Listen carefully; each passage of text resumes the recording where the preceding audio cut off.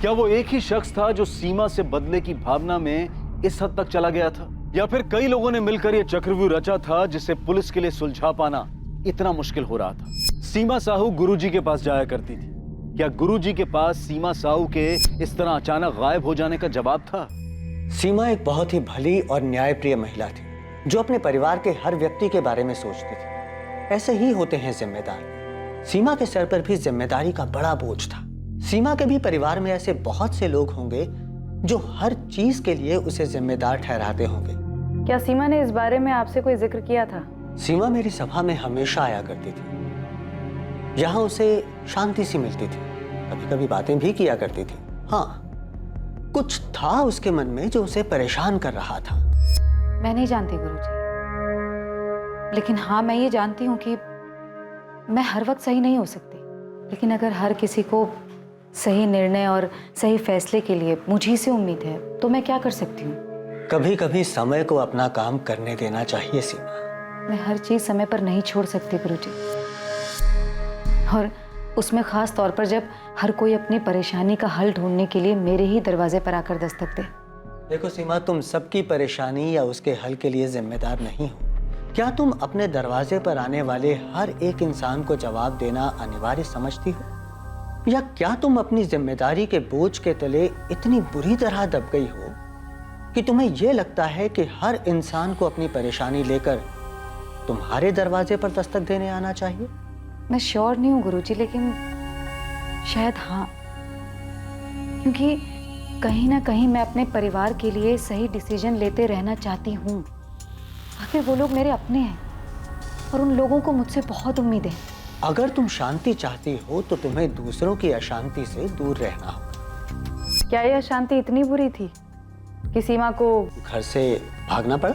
जी, सीमा ऐसी नहीं थी। ये तो साफ तौर पर एक मायाजाल नजर आ रहा है। ऐसा कौन हो सकता है जो उसे मुख्तार सैयद के पास भेज सकता है? वो वहां क्यों जा सकती है? किसी जवाब की तलाश में ही गई होगी, ठीक उसी तरह जिस तरह वो यहाँ आई थी। आप सही कह रही, जरूर उसे किसी ने अपने जाल में फंसाया है। सर, मैं आपको पहले ही बता चुका हूँ कि 21 मार्च की सुबह को मेरी और सीमा दीदी की फोन पर क्या बात हुई थी। तुम्हारी और वैशाली की शादी से तुम्हारी पहली बीवी फौजिया काफी नाराज है ना? लेकिन सर, इस बात का सीमा दीदी से क्या नाता? हमें पता चला है कि सीमा की रजामंदी से तुम दोनों की शादी हुई थी, जिससे फौजिया की जिंदगी बर्बाद हो गई। सर, ये बात पूरी तरह से गलत है, बकवास है। मैं वैशाली और फौजिया दोनों का बराबर ख्याल रखता हूँ सर। मुझे समझ में नहीं आता कि आप लोग आखिर साबित क्या करना चाहते हैं। मैंने नम्रता से हर तरीके से बात की, वो कितनी भी बगावत कर ले, लेकिन अपनी बड़ी बहन सीमा को नुकसान पहुंचाने के सपने में भी नहीं सोच सकती। चाचा जी, मैं आपकी बात समझ सकता हूं, लेकिन एक बात खटक रही है। मुख्तार सैयद जैसे आदमी को मिलने के लिए सीमा कैसे जा सकती है, वो भी उसी दिन जिस दिन वो नम्रता को समझाने वाली थी। जरूर किसी ने हमारी सीमा से नम्रता के बारे में बात करने के लिए आने के मौके का फायदा उठाया है।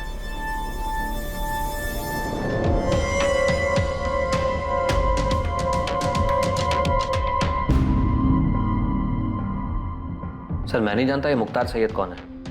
हाँ, अगर ये मुस्लिम है और मैंने सिर्फ पूछा तुम इसे जानते हो या नहीं। नहीं सर, मैं नहीं जानता इसे। अगर आपको शक है कि फौजिया ने कुछ किया है सीमा दीदी के साथ, तो फौजिया को उठा के पूछिए। आप असलम को क्यों उठा लाए? हमने सिर्फ पूछताछ के लिए उठाया है। आपने दो और दो जोड़ दिया। मुख्तार सैयद नाम है तो असलम।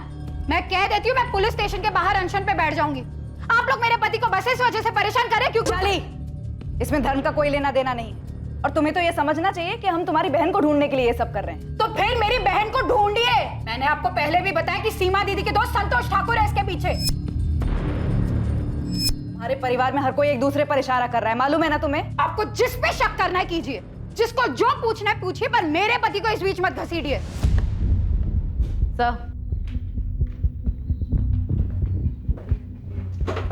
सर, ये वैशाली बहुत हंगामा कर रही है, धमकी दे रही है कि अगर हमने असलम को नहीं छोड़ा तो वो बाहर अनशन पर बैठ जाएगी। चोर की दाढ़ी में तिनका। कह नहीं सकते सर, पर ये सिचुएशन मुश्किल हो सकती है। उसने सीमा के हस्बैंड यशवंत को फोन करके बुला लिया है और बाकी लोगों को भी इकट्ठा कर रही है। ठीक है, उसे बोलो 10 मिनट में असलम को पूछताछ करके छोड़ते हैं। सर, असलम, हम तुम्हें पुलिस स्टेशन क्या ले आए? तुम्हारी बीवी वैशाली ने तो हंगामा मचा दी। क्यों नहीं मचाएगी सर? क्योंकि वो अच्छी तरह जानती है कि मैं सीमा दीदी के कितना करीब था, और आप लोग बिना किसी वजह के मुझसे इस तरह पूछताछ कर रहे हैं। और एक तरफ आप कह रहे हैं कि इसके पीछे मेरी पहली बीवी फौजिया का हाथ है। सर आपको लगता है फौजिया इतनी चालाक है कि वो एक जाल बुनेगी और सीमा दीदी उसमें फंस जाएगी? सर ऐसा करने की हिम्मत सिर्फ उसकी हो सकती है जो सीमा दीदी के सबसे करीब हो। तुम्हारा इशारा यशवंत की तरफ या फिर सीमा के बेटे राजेश की तरफ? सर मैं कोई नाम नहीं ले रहा, लेकिन आप खुद सोचिए, सीमा दीदी रेड शाइन होटल में एक ऐसे अजनबी इंसान से मिलने जाती है जो कि फर्जी है। मिलने की क्या वजह हो सकती है सर? आप उस वजह को ढूंढिए ना। सर पहली बात तो यह है कि सीमा दीदी किसी पे भरोसा किए बिना उससे मिलने नहीं जा सकती। हर चीज में खुद सोच समझ के वो फैसला लेती थी। ये नम्रता वाले मामले में ही देख लीजिए आप सर। क्या दीदी ने चाचा चाची से उस हिमांशु के बारे में पता करने की कोशिश की कि ये लड़का कौन है, क्या करता है, कहाँ से आया है? नहीं सर, उन्होंने किसी से बात तक नहीं की। तो सीमा फर्जी मुख्तार सैयद से मिलने के लिए होटल रेड शाइन क्यों गई? सर मैं तो बल्लीपुर में था और सीमा दीदी मेरी बात सुनने से रही। अरे आप वैशाली दीदी से पूछो ना, वो तो यहीं रहती है भोपाल में, या फिर राधा भाभी से। क्या ये सब मिलकर कुछ नहीं कर सकते? वैशाली के पति असलम शेख को पूछताछ के बाद पुलिस ने छोड़ दिया और ऐसा ही हुआ मुकेश और उसकी बीवी चंचल के साथ। इनके खिलाफ भी पुलिस को कुछ नहीं मिला।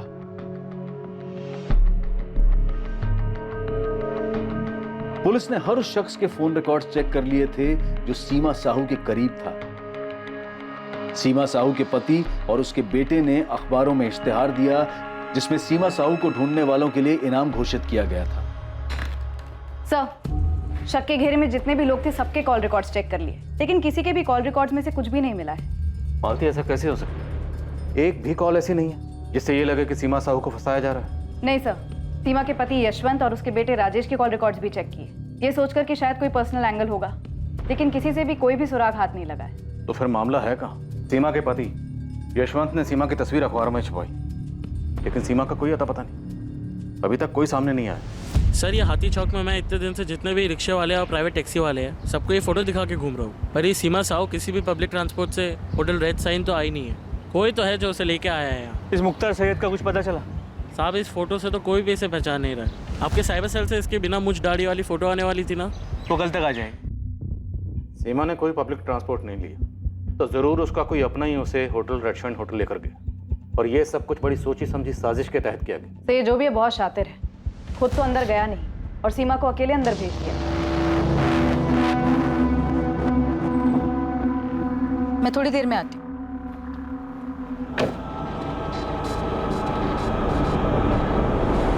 हाथी चौक के आसपास कोई दुकान, एटीएम, कहीं कोई सीसीटीवी नहीं है सर, लेकिन होटल रेड शाइन के आसपास नहीं।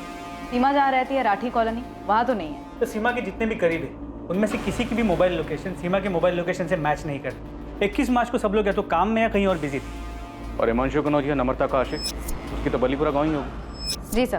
और असलम शेख? असलम शेख अपने गांव महबूब नगर में ही था, उसका वहीं का लोकेशन आया। जैसा कि हमको पहले लगा था, अब तो ये और भी मुश्किल है कि सीमा को इतने दिनों तक बंदी बनाकर रखा गया हो। लेकिन अगर सीमा के साथ कुछ और भी हुआ तो कहाँ हुआ, कैसे हुआ, किसने किया? सर ये सारे परिवार वाले एक दूसरे की ओर इशारा कर रहे हैं। हो सकता है सीमा से इन सबको कोई ना कोई शिकवा रहा होगा। पॉसिबिलिटी है कि सीमा ने अपने परिवार के अलावा भी किसी और की जिंदगी में भी दखलंदाजी की होगी।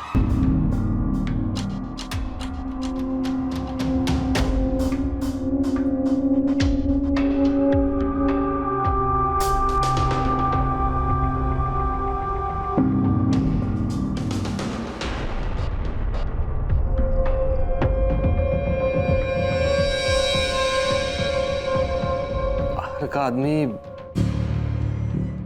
नहीं सर, उस बारे में मुझे कुछ नहीं पता, लेकिन हमारे मोहल्ले में सीमा का सबके साथ बहुत अच्छा था।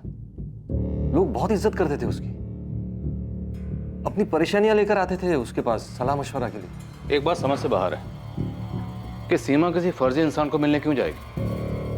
कोई तो बात थी जो उसे परेशान कर रही थी, इसलिए किसी के कहने पर वो इस फर्जी मुख्तार सैयद से मिलने अकेली गई, वो भी होटल में।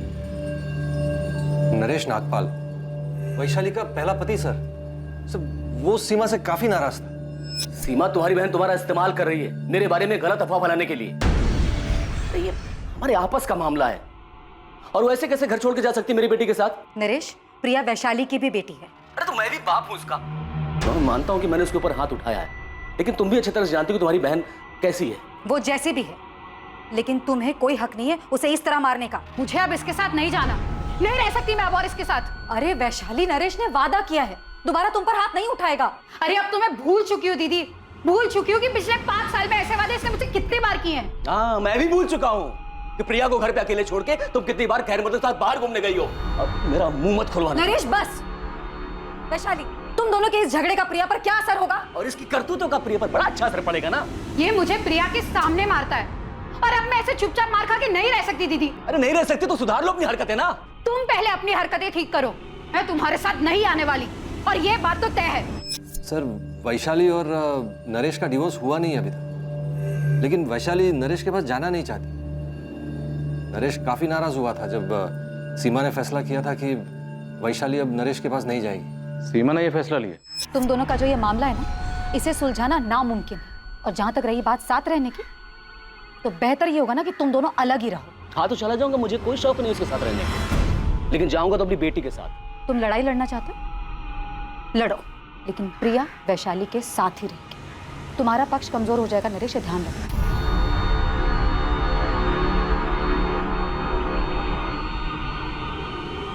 सीमा, मेरी एक बात याद रखना, ये बहुत महंगा पड़ेगा। नरेश नागपाल सर वही एक इंसान है जिसको मैं जानता हूँ, जिसने सीमा से नाराजगी जताई थी। हाँ सर। इस नरेश नागपाल से तो हम बात करेंगे। आप मुझे ये बताइए कि वो कौन सी बात थी जो सीमा को परेशान कर रही थी, क्योंकि इतना तो तय है कोई ना कोई बात तो थी जिसकी वजह से सीमा किसी के कहने पर उस फर्जी मुख्तार सैयद से मिलने गई। इससे पहले सीमा उस होटल में कभी नहीं गई, हमने चेक किया।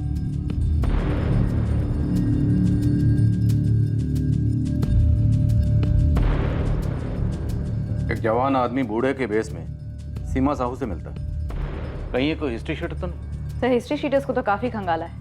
पिंटू खबरी ने भी काफ़ी लोगों की तलाशी ली है। इस केस में हिस्ट्री शीटर्स का इस्तेमाल तो नहीं हो सकता, क्योंकि अगर ऐसा होता तो किसी भी तरीके की प्लानिंग की बात हमें ज़रूर पता चलती।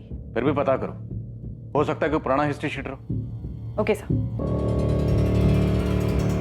मालती, एक मिनट। जब हमने इस शख्स को सबसे पहले सीसीटीवी फुटेज में देखा था,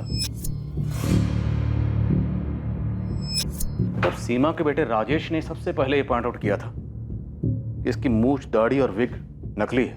ध्यान से देखिए सर, इस आदमी के चेहरे पे दाढ़ी मूछ सब कुछ नकली लग रहा है। सर, ये तो कोई ढोंगी है। तो क्या राजेश को पहले से पता था कि असली नहीं, नकली? और जैसा कि हम सोच रहे हैं कि सीमा से कोई परेशान हो गया होगा, तो क्या ये परेशानी सीमा के अपने ही घर में उसके सबसे करीब थी? सीमा का बेटा राजेश, सर उससे पूछताछ करनी चाहिए।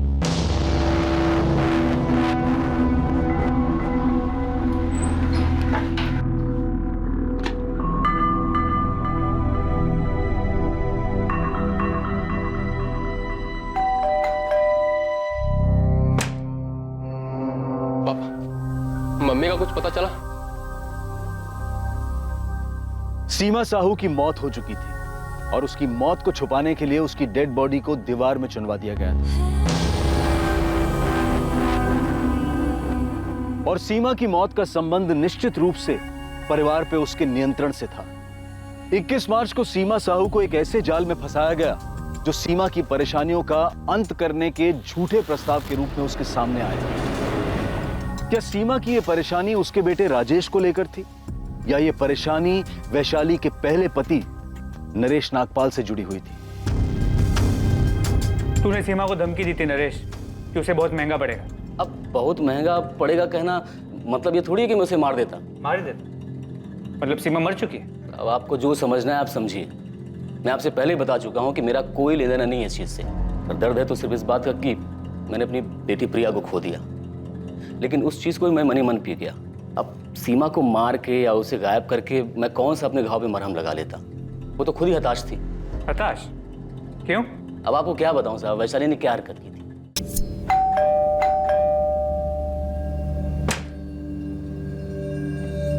प्रिया नहीं है। क्या? वैशाली, मैंने तुमसे पहले ही कहा था मैं आ रहा हूँ, फिर भी? प्रिया की फ्रेंड की बर्थडे पार्टी है, कल ही पता चला था। ठीक है, मैं यही वेट करता हूँ। बाहर ही वेट कर लो, आए तो मिल लेना। एक मिनट, आप कौन होते हमारे बीच में बोलने वाले? मैं। वो मेरे पति हैं। होशंगाबाद के जिस मोहल्ले में हम रहते थे वहाँ आए दिन खबर मिलती थी, आज वैशाली इसके साथ देखी गई, आज वैशाली उसके साथ देखी गई। और मुझे छोड़कर वो भी गई कहाँ? असलम के साथ, जो खुद शादीशुदा था। इन दोनों की शादी हुई भी थी कि नहीं किसे पता। यही बात पूछने के लिए मैं सीमा के पास गया था कि तुमने इसीलिए सपोर्ट किया था अपनी बहन का कि वो मुझसे अलग हो सके या फिर मेरी बेटी को मुझसे अलग कर दे। देखो नरेश, वैशाली असलम के साथ खुश है और असलम हमारे परिवार के लिए बहुत कुछ करता है। वो हमारी माँ से मिलने टाइम टू टाइम बलीपुर जाता है। मुकेश से भी उसकी अच्छी बनती है। राधा भाभी को भी कोई भी काम हो, असलम हमेशा आगे आता है, वो सबका ख्याल रखता है।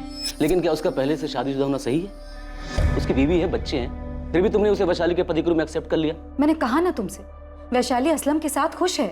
उसने पहले मेरी जिंदगी उजाड़ी और तुमने उजाड़ने दी। अब वो असलम की जिंदगी उजाड़ रही है और तुम कुछ नहीं बोल रही। तुम्हें पता है तुम कितनी गलत हो? जिस आदमी को तुम अपने परिवार का हिस्सा बता रही हो ना, मेरा शौहर है वो। अरे तुम लोगों ने मिलकर मेरी जिंदगी बर्बाद कर दी। फौजिया पहले शांत हो जा। और असलम से ना मैंने नहीं कहा था जाकर वैशाली से प्यार मोहब्बत करे, ठीक है? असलम मेरा शौहर है, मेरे बच्चे का बाप, और आप लोगों ने मिलकर मेरी जिंदगी बर्बाद करने की ना साजिश की है। बद्दुआ देती हूँ आप लोगों को। जैसे मेरी जिंदगी बर्बाद हुई है ना सीमा, एक दिन तुम्हारी भी जिंदगी ऐसे ही बर्बाद होगी, देख लेना तुम।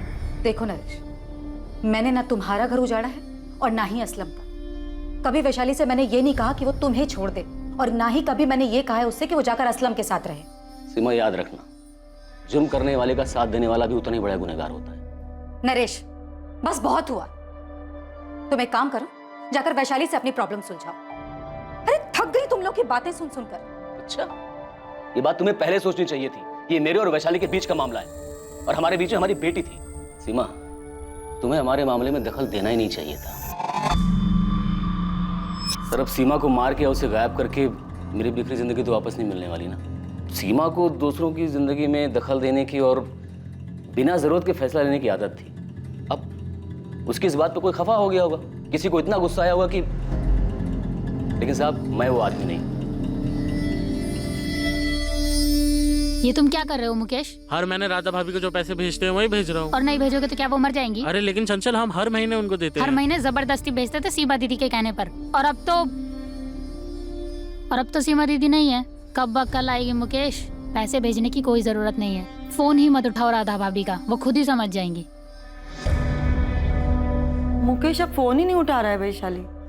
मैं मुकेश से बात करती हूँ भाभी। ये सीमा ऐसे कहाँ चली गई? मुझे क्या पता भाभी, मुझे थोड़ी बोल कर गई वो। मैं भी तो यही थी ना आप लोगों के साथ। सीमा यहाँ होती ना तो मुकेश ऐसा बर्ताव कभी नहीं करता। तो ठीक है, आप इंतजार कीजिए सीमा दीदी के वापस आने का, वहीं आकर मुकेश से बात कर लेंगे। तुम ऐसे क्यों बात कर रही हो? क्योंकि आप बात ही ऐसे कर रही हो।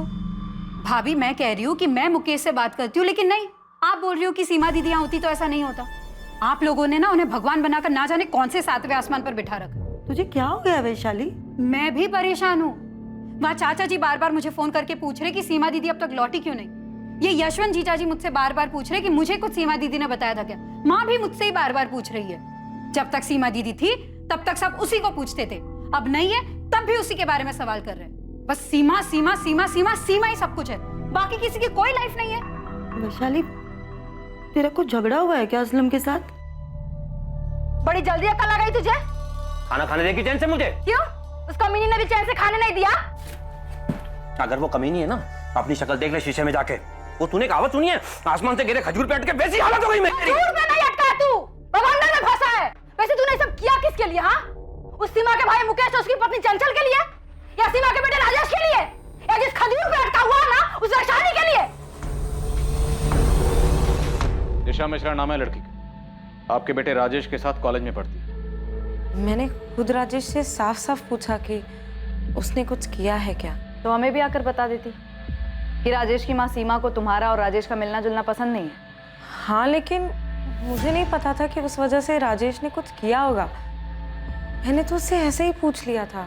यशवंत, इतनी बड़ी बात, ऐसा तो हो ही नहीं सकता कि आपको पता ही ना हो कि आपके बेटे राजेश की इस दिशा को लेके अपनी माँ से लड़ाई चल रही थी। राजेश, पुलिस मुझसे बार बार पूछ रही थी कि तुम्हारी मम्मी किस बात को लेकर परेशान है। मैंने कुछ बताया नहीं उन्हें। पापा? राजेश, सच सच बता दो, सच जानना है मुझे। सर, राजेश अपनी मम्मी के साथ ऐसा कुछ नहीं कर सकता। सर, मैंने पूछा था उसे, उसने बताया मुझे उसने ऐसा कुछ नहीं किया है। अब यही बात हमें आपके बेटे से पूछने दीजिए, लेकिन ये दिशा मिश्रा वाली बात आपको खुद हमें बहुत पहले बतानी चाहिए थी। अब साफ साफ बताइए, क्या आपकी पत्नी सीमा की परेशानी की वजह यही थी?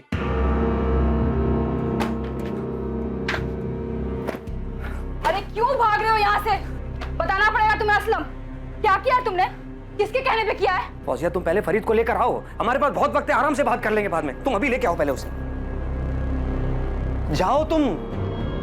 हाँ, थी अनबन राजेश और उसकी मम्मी के बीच दिशा को लेकर, लेकिन राजेश ऐसा कुछ नहीं कर सकता। सर, राजेश जो भी है अपनी मम्मी से, हमें शुरू से यही शक कि सीमा का कोई करीबी ही उसे उस फर्जी मुख्तार सैयद से मिलवाने के लिए होटल रेड शाइन लेकर गया। यशवंत, क्या वो अपने बेटे राजेश के लिए वहां गई? सर मुझे नहीं पता सीमा क्यों गई थी, लेकिन हाँ सर, वो राजेश को लेकर परेशान थी। मुझे अपनी जिंदगी में क्या करना है ये मैं खुद डिसाइड कर सकता हूँ। राजेश, अपनी आवाज नीचे करो। तो आपको अपनी आवाज उठा लेनी चाहिए थी। राजेश, तुम बस करो मम्मी, बहुत हो गया। यहाँ सब आपके गुलाम नहीं है। तेरा ना दिमाग खराब हो गया है। अरे अभी तू फर्स्ट ईयर में, पूरी जिंदगी पड़ी है तेरी। इस तरह लड़की के पीछे ना अभी पागल मत बन तू, समझा? तेरी मम्मी कौन सा तुझे उस लड़के के साथ दोस्ती तोड़ने को बोल रही है? क्या नाटक लगा रखा है? अब भी कभी शादी करनी है? 18 साल के हो तुम लोग। उस लड़की के माँ बाप क्या तुझे? उसके माँ बाप मम्मी की तरह नहीं है, जिन्हें लगता है कि सिर्फ वो ही सबकी जिंदगी के फैसले ले सकती है। अगर तू अपनी भलाई सोच सकता ना तो आज अपने माँ बाप के बारे में ना ये बात नहीं करता। माँ बाप नहीं मम्मी, सिर्फ माँ। मैं पापा के बारे में कभी ऐसा नहीं बोल सकता, क्योंकि वो कभी दूसरे की जिंदगी में दखल नहीं देते। तुम देती हो, मैंने देखा है। तुम सबके साथ बुरा बर्ताव करती हो। किस तरह वैशाली मौसी और मुकेश मामा को तुम नीचा दिखाती हो। तुम खुद को भगवान मानती हो। बस राधा चाची तुमसे वफादार है, क्योंकि तुम उन पर तरस खाती हो, वरना कोई तुम्हारी दिल से इज्जत नहीं करता, क्योंकि तुम खुद को भगवान मानकर सबकी जिंदगियों के फैसले लेती हो। लेकिन तुम मेरी जिंदगी की भगवान नहीं बन सकती, और मेरे लिए तो बिल्कुल भी नहीं। जाओ दूसरों की जिंदगी पर राज करो। मैं तुम्हें अपनी जिंदगी के फैसला का मोहताज नहीं बना सकता। हाँ सर, मेरी माँ स्वभाव की स्ट्रांग थी, वो सबकी जिंदगी के फैसले लेती थी। जरूरत ना पड़ने पर भी वो दूसरे की जिंदगी में दखल देती थी। ये आदमी कौन है राजेश? मुझे नहीं पता। सबसे पहले तुम ही ने पॉइंट आउट किया था कि मुख्तार सैयद की दाढ़ी मूछें नकली है। मैंने नोटिस किया था, कोई भी कर सकता। राजेश, तुम और तुम्हारी गर्लफ्रेंड दिशा पहले से हमारे शक के घेरे में। सर, दिशा का इन सबसे कोई लेना देना नहीं है। तो फिर किसका लेना देना है? तुम्हारा?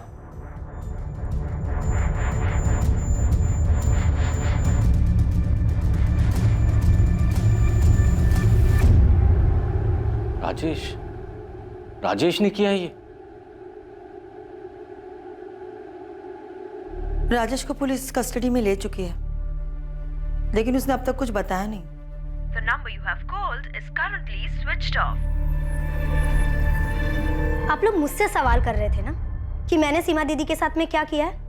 अब देखा किसने अपना गुस्सा निकाला है। वैसे क्या जरूरत थी सीमा दीदी को हर किसी के फैसले लेने की? क्या हर कोई अपने फैसले खुद नहीं ले सकता था? उनके अपने घर में बगावत चल रही थी।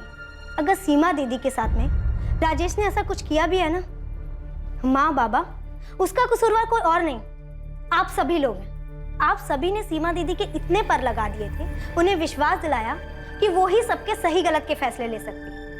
उन्हें इतना सर पे चढ़ा लिया था कि वो खुद को भगवान मानने लगी थी। ना मैं ये जानता हूँ कि ये मुख्तार सैयद कौन है, और ना मैं ये जानता हूँ कि ये आदमी कौन है। तो फिर कौन जानता है राजेश? किसने तुम्हारी मदद की थी 21 मार्च को दोपहर 12 बजे तुम्हारी माँ को होटल रेड शाइन ले जाने में?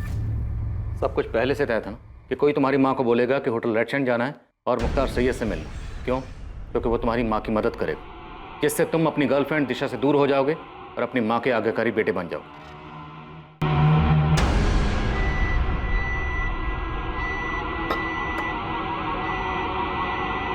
ये जो बुरी ताकतें हैं सीमा, हमें उन पर काबू पाना है। जो तुम्हारे मंसूबे पर बुरी नजर डाल रहे हैं, उन बुरी नजरों को हमें दूर करना है। लो,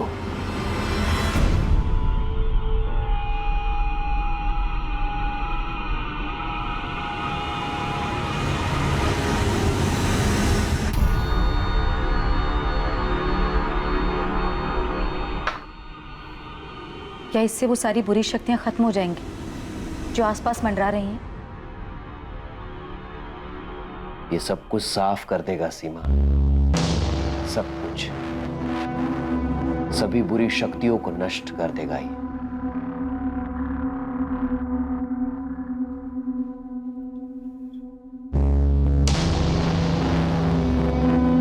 ये तावीज मैं अपने बेटे को दूंगी ना तो वो इसे कभी नहीं पहनेगा। वो मुझसे नाराज है, वो मेरी बात नहीं मानेगा। उसे लगता है कि मैं उसकी दुश्मन हूं। ये उसे पहनने के लिए मत बोलना, उसके बैग में एक छोटा सा पॉकेट बनाकर उसमें रख देना। ये अपना काम करना शुरू कर देगा और धीरे धीरे वो संभल जाएगा। मेरी किसी ने मदद नहीं की सर, किसी ने भी नहीं। हाँ, मैं बात नहीं कर रहा था मम्मी से, नाराज था मैं उनसे, लेकिन मैंने नहीं मारा उनको। मारा? मतलब हमारा शक सही था, उनकी मौत हो चुकी? सर 2 हफ्तों से ज्यादा हो गए। मम्मी खुद से घर से जाने वालों में से नहीं है। क्यों जाती वो?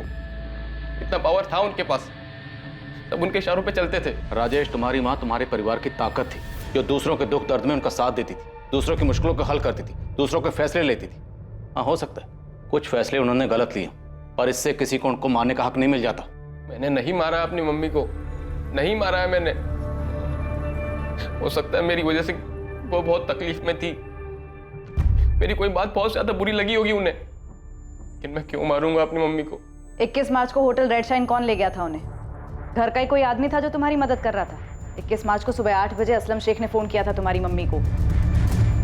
तुमने 21 मार्च की सुबह सीमा से बात की जिस दिन वो लापता हुई। जी जी जी, बात की थी हमने। राजेश, क्या वो आदमी असलम शेख था? मुझे नहीं पता, मैंने नहीं मारा अपनी मम्मी को sir. I really miss her.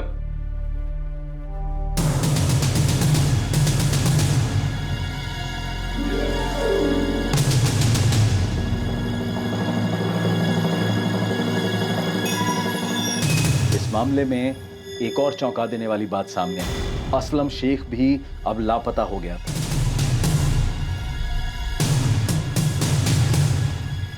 मैं खुद असलम को फोन लगा रही हूँ, कल से उसका फोन बंद आ रहा है। कहाँ भाग गया वो? उधर हम राजेश तक पहुँचते हैं और इधर असलम भाग जाता है।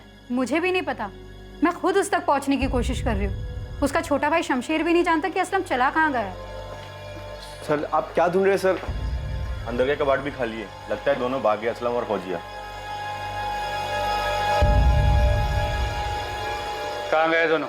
सर नहीं पता सर, महबूब नगर में अम्मी अब्बू को भी फोन किया था सर, वहाँ पे भी नहीं है। देख, इतना तो साफ है कि ये सब कुछ असलम का किया जा रहा है। अगर जल्द हाथ नहीं लगा ना, बुरा फंसेगा।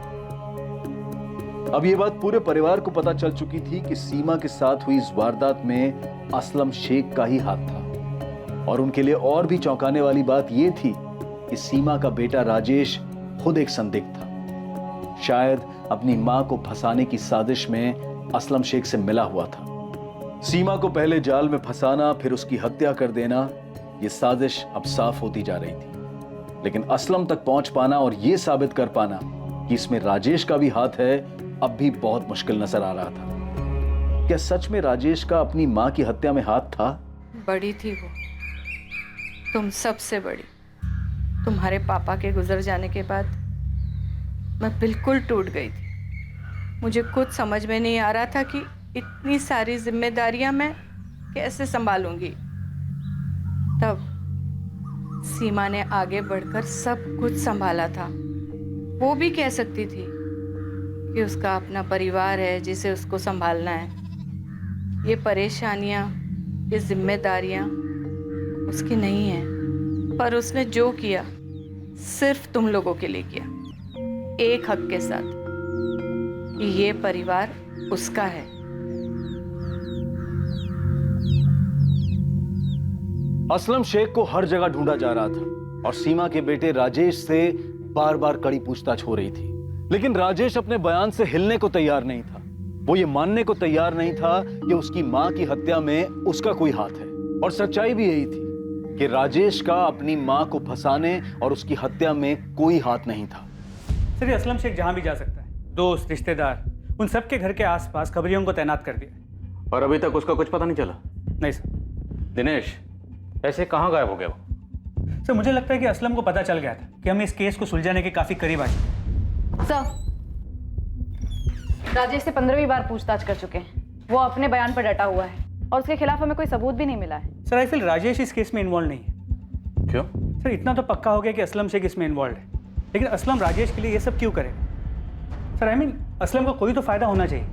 राजेश असलम को ऐसे क्या दे सकता है कि असलम राजेश के लिए ये करे? अगर फायदे की बात है तो फिर मुकेश हो सकता है। उसकी पुश्तैनी घर और जमीन सीमा उसे बेचने नहीं दे रही थी।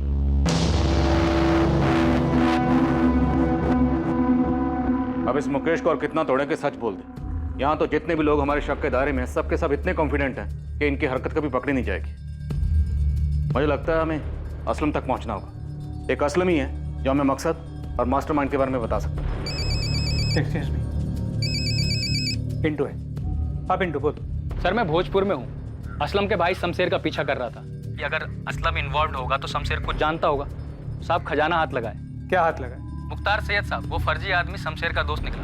यहाँ पर है, शोएब मिर्जा नाम है उसका। आप जल्दी पहुंचे।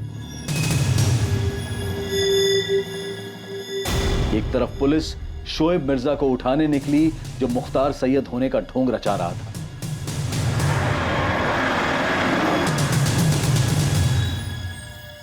और दूसरी तरफ पुलिस ने असलम शेख के छोटे भाई शमशेर को उठाया।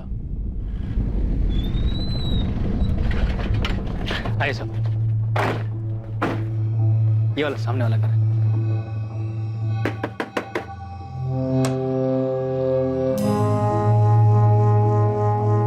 सही निशाना लगा है पिंटू, यही अपना आदमी है। चल ले चलो इसे। सर सर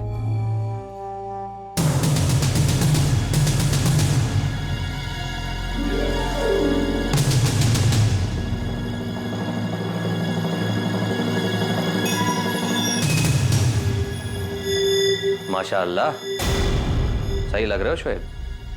शुक्रिया असलम मियां। मस्त, एकदम मस्त एक्टर हो गया तू। हाथ तोड़ो या पैर तोड़ो शमशेर? कुछ मत कीजिए साहब, मैं सब बताता हूँ साहब। मैं तो सिर्फ असलम भाई की मदद की। इस मदद की कोई खास वजह? वजह नहीं पता साहब, लेकिन असलम भाई सीमा दीदी को मारना चाहते थे और सारा प्लान भी असलम भाई ने बनाया और सब कुछ उन्होंने सेट किया साहब। और असलम भाई ने जो जो कहा हमने वही किया साहब। बिल्कुल सही इलाज लेके आया हूँ राजेश के लिए।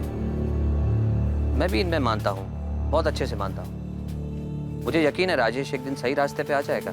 अच्छा तो कब मिल सकती हूँ मैं मुख्तार भाई से? आप आज ही मिल लीजिए। देखिए मैं तो गांव जा रहा हूँ, शमशेर आपको मिल जाएगा, वो आपको पहुंचा देगा। और मुख्तार भाई होटल रेड शाइन में आने वाले हैं लोगों से मिलने के लिए, आप भी चले जाइए। ठीक है। शमशेर, शमशेर जी 12 बजे पहुंच जाना, सीमा दीदी को बोला है। और गाड़ी कॉलोनी के कॉर्नर पे खड़ी कर देना। किसी भी कीमत पर होटल के अंदर मत जाना, सीसीटीवी कैमरे लगे हैं। उनको कुछ भी बोलना, कहना इंपॉर्टेंट फोन कॉल्स हैं मेरे। ठीक है भाई। जा तैयारी कर।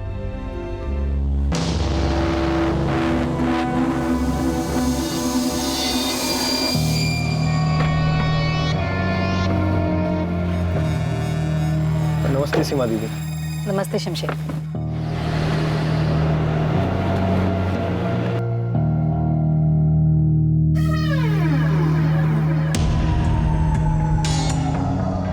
दीदी आप होटल जाकर आ जाइए। मुख्तार भाई रूम नंबर 201 में है। मुझे कुछ कॉल करने ऑर्डर्स के सिलसिले में, तो आप जाकर आ जाइए। मैं यहीं वेट करता हूँ, फिर आपको राधा भाभी के यहाँ ड्रॉप कर दूंगा। ठीक है शमशेर, मैं थोड़ी देर में आती हूँ। अब प्लान के मुताबिक शोएब जो मुख्तार बन के गया था, उसने बेहोशी की दवा पानी में मिला के सीमा दीदी को पिला दी। फिर सीमा दीदी जब गाड़ी में आके बैठी तो उनको तभी से नींद आने लग गई थी।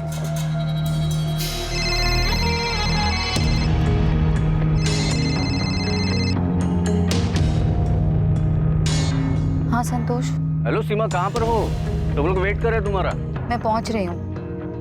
वो एक सहेली के घर पे कुछ काम था, वो काम खत्म करके बस आ रही हूँ मैं। कहाँ पर हो तुम?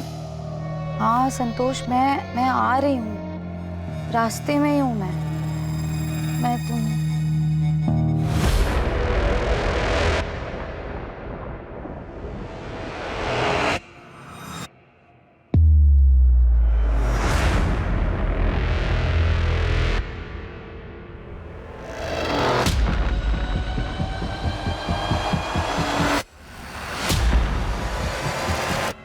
कहाँ ले जाके मारा? हाशिम, हाथ पकड़।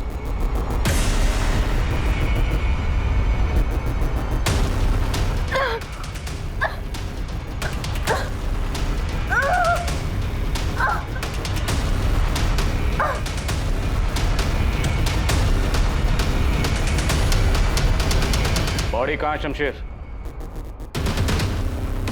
साहब दुकान के अंदर वाले कमरे में। और जब रात में असलम भाई आए तो हमने क्या? हमने सीमा दीदी की बॉडी दीवार में चुनवा दी साहब।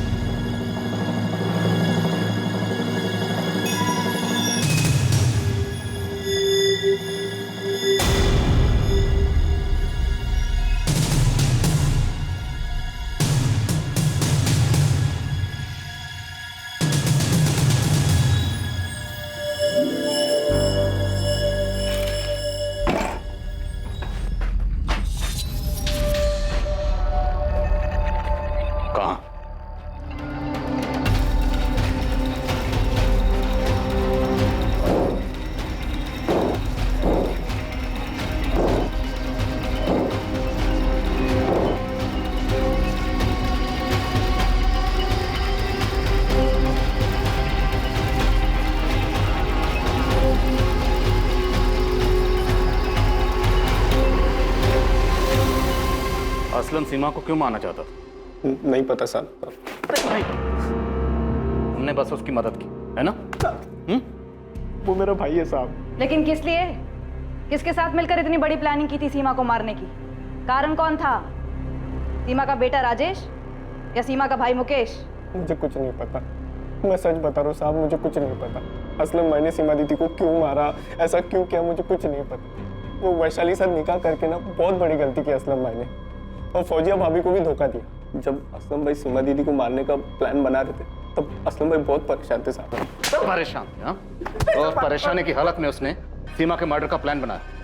असलम कहाँ है? असलम कहाँ है? बोल, असलम कहाँ है? बोल।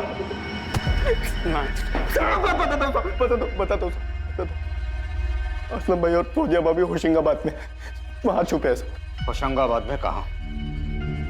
सीमा साहू को उसके बेटे राजेश से जुड़ी परेशानियों के हल का लालच दिया गया था, लेकिन सीमा को जाल में फंसाकर उसे बेहोश करना और फिर उसकी हत्या कर देने के पीछे का मकसद सबको चौंका देने वाला था।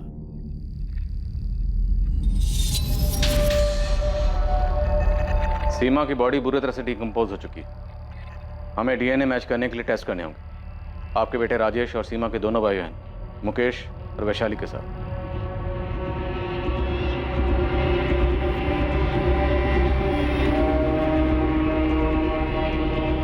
दीदी की डेड बॉडी मिली है माँ। उन्होंने मुझे बुलाया डीएनए सैंपल्स के लिए। और वो असलम शेख, वो पकड़ा गया कि नहीं? उन्हें पता चल चुका है कि वो कहाँ छुपा है। सीमा, मेरे बच्चे।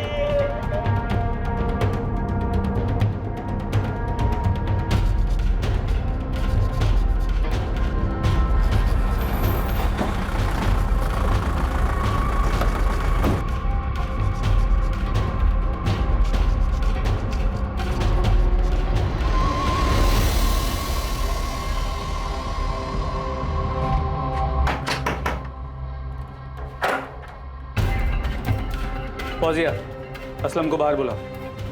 और अगर उसने पीछे से भागने की कोशिश की तो वहां भी हमारे लोग खड़े हैं। हम गोली चलाने से हिचकिचाएंगे नहीं। तेरे छोटे भाई शमशेर को हमने तोड़ा, तेरी दुकान पे काम करने वाले हाशिम को भी तोड़ा, और तेरे उस मुख्तार सैयद उर्फ शोएब मिर्जा को भी। अब तेरी बारी। और इस बार तेरी बीवी वैशाली को यहाँ आके जितना चिल्लाना है चिल्लाने बोल। तेरी चीखें उससे ज्यादा जोर से निकलेंगी। हाँ तो सबसे पहले उसे घसीट के लाइए सर, उसको लगाइए 2-4 थप्पड़ और उसकी ऊंची आवाज को चीखों में बदल दीजिए सर। वैशाली, ये सब तेरा और वैशाली का किया हुआ है? सर मैंने किया नहीं, वैशाली ने मुझसे करवाया। जीना आराम कर दिया था उसने मेरा। शमशेर सही कहता था कि वैशाली से निकाह करके मैंने अपनी जिंदगी जहन्नुम बना ली। वही मारनी चाहती थी अपनी बड़ी बहन सीमा को, उसी ने मुझसे ये सब करवाया। तू मुझे धमकी दे रही है वैशाली? मुझे? अभी हमने दुनिया को दिखाने के लिए भले ही माला डाल के कर ली असलम, पर कोई मैरिज सर्टिफिकेट नहीं है ये बात प्रूव करने के लिए। अगर पुलिस के पास गई ना तो तेरे पे रेप का चार्ज लगवाऊंगी। किसी जलील औरत है तू? अपनी बहन को मरवाने की बात कर रही है? होश में तो है?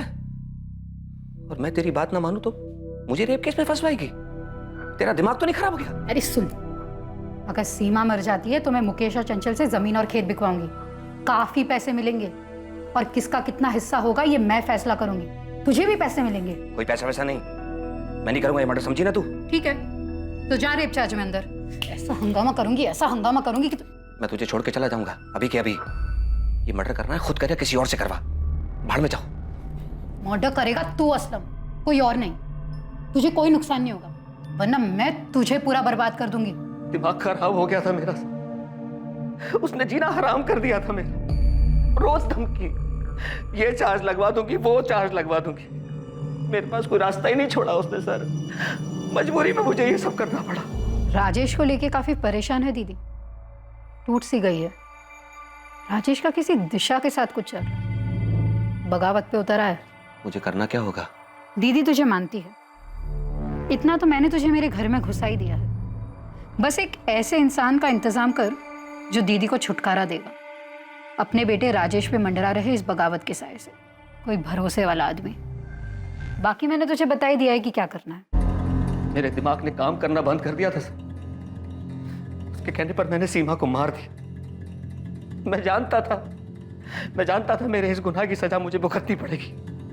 मुझसे बर्दाश्त नहीं हुआ और मैं वहां से भाग गया, क्योंकि मैं वैशाली के साथ एक पल भी नहीं जी सकता।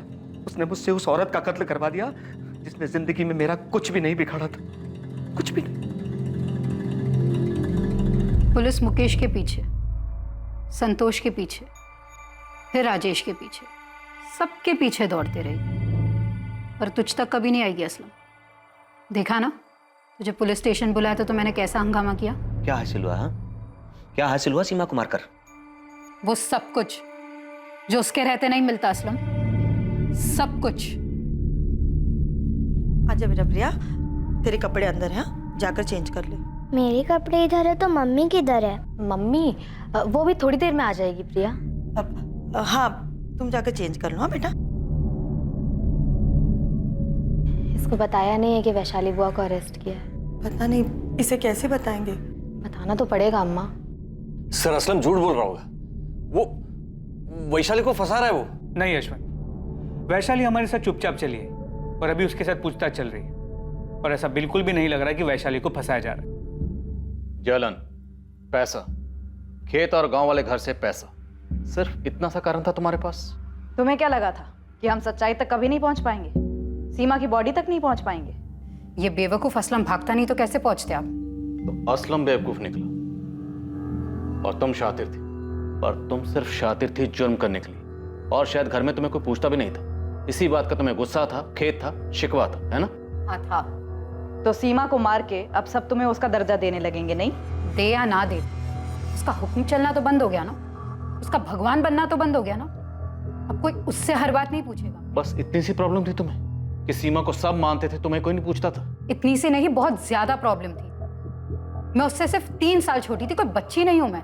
पर घर बेचना हो, खेत बेचना हो, किसको कितना मिलना चाहिए, किसको क्या करना चाहिए, क्या नहीं करना चाहिए, सब सिर्फ और सिर्फ उसी को पूछते थे। वही सारे फैसले लेती थी, वही सब कुछ चलाती थी। तो मार दिया मैंने उसे।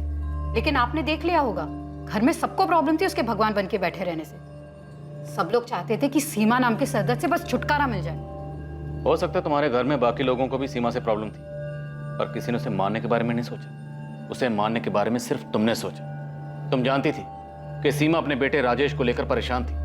तुमने उसकी इस कमजोरी का फायदा उठाया, उसे जाल में फंसाया और उसे दर्दनाक मौत दी। हाँ दी, मैंने उसे दर्दनाक मौत दी, क्योंकि मेरे अंदर भी बहुत दर्द था उसकी वजह से। असलम शेख, उसके भाई शमशेर शेख, हाशिम खान और शोएब मिर्जा को सीमा साहू के मर्डर के लिए दफा 302, किडनैपिंग के लिए दफा 364, सबूत मिटाने के लिए दफा 201, क्रिमिनल कॉन्स्पिरेसी के लिए दफा 120B और दफा 34 के तहत गिरफ्तार किया गया। साथ ही साथ सीमा साहू की बहन वैशाली नागपाल को भी सीमा के मर्डर के जुर्म में गिरफ्तार किया गया है। वैशाली की बेटी का ध्यान अब वैशाली की भाभी राधा रखती है।